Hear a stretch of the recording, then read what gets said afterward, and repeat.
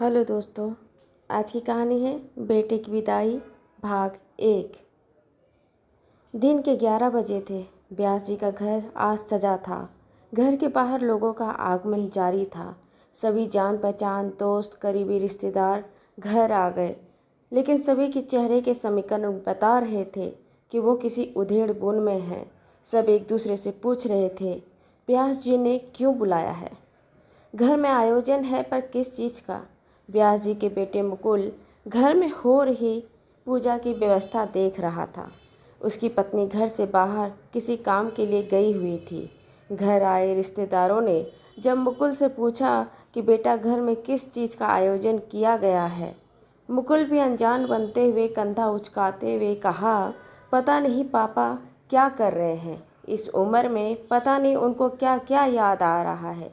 कुछ कहते भी नहीं, कुछ बताते भी नहीं, बस कहे कि कुछ रीति रिवाज बाकी है, कुछ पूजा करना है और घर में पूजा रख लिया, आप लोगों को बुलाया है, पर क्या है हमें भी नहीं पता। रिश्तेदार चुप हो गए। तभी घर में व्यास जी की बेटी दामाद को आते देख सब उनसे ही पूछने लगे, अरे किस बात का आयोजन है, बताओ तो सही, कुछ पता ही नहीं है हमें, कितना सरप्राइज़ रखोगे?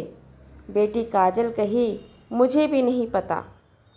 पापा को जब मैंने बोला कि मैं इंडिया आ रही हूँ तो बोले आ जाओ, मैं तेरा ही इंतज़ार कर रहा था। तेरे आने के बाद घर में एक आयोजन करना है। मैं जब पूछी कि क्या आयोजन है तो कहते हैं सरप्राइज़ है।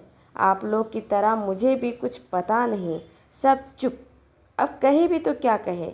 सब इंतज़ार करने लगे व्यास जी का। थोड़ी देर में व्यास जी आते दिखे।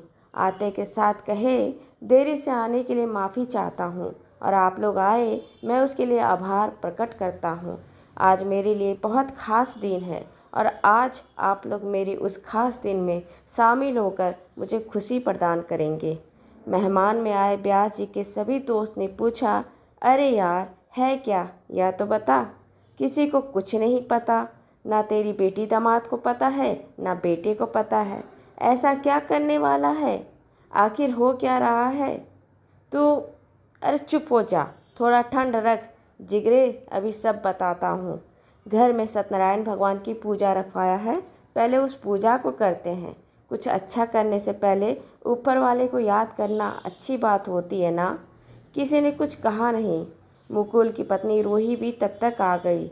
जब उनसे पड़ोस की औरतों ने बात करना चाहा कि क्या कर रहे हो, तो रूही भी गुस्से से झल्लाहट से कही, हमें भी कहाँ पता है, पता नहीं क्या कर रहे हैं। खुद तो घर में रहते हैं, हम लोगों को तो सब कुछ मैनेज करना मुश्किल होता है ना। अब देखिए, मुकुल को काम से छुट्टी लेकर घर में बैठे हैं। मुझे भी कितना काम था, फिर भी सब छोड़कर अब यह काम करना पड़ रहा है। कुछ समझते ही नहीं हैं। अब क्या करें, उम्र का तकाजा है। रूही गुस्से से आगे बढ़ गई। सब लोग आगे बढ़कर पूजा में बैठ गए। सत्यनारायण भगवान पूजा की शुरुआत हुई।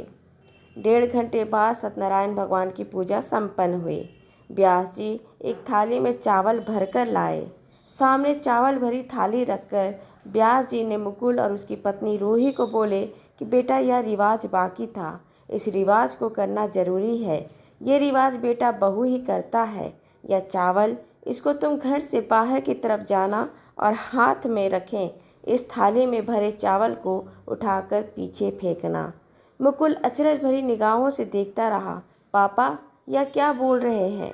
यह रिवाज तो जब हमने काजल की शादी की थी तो काजल की विदाई के समय काजल ने की थी। जब वह विदा हो रही थी तो थाली से चावल उठाकर पीछे फेंक रही थी।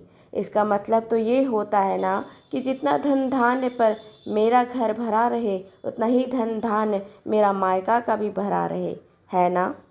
पापा, हाँ बेटा, यह बेटी ने किया था, लेकिन एक रिवाज बेटा का भी होता है और यह तुम्हें करना होगा।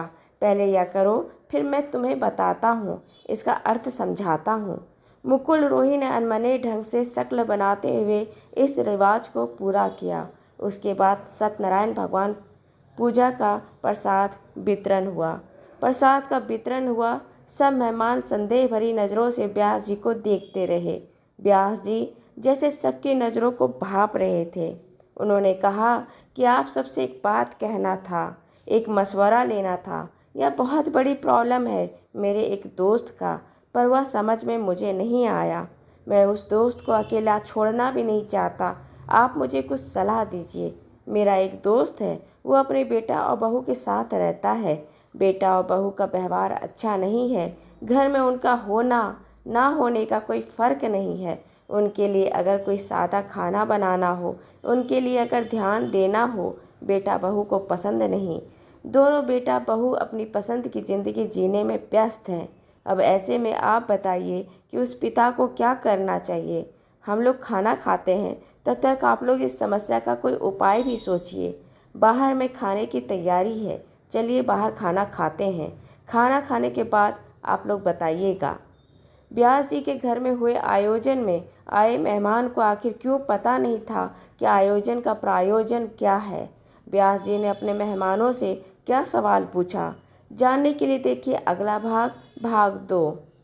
दोस्तों, आपको ये कहानी अच्छी लगी हो तो इसे लाइक करें, शेयर करें, सब्सक्राइब करें और मिलते हैं एक नई कहानी के साथ एक छोटे से ब्रेक के बाद। धन्यवाद।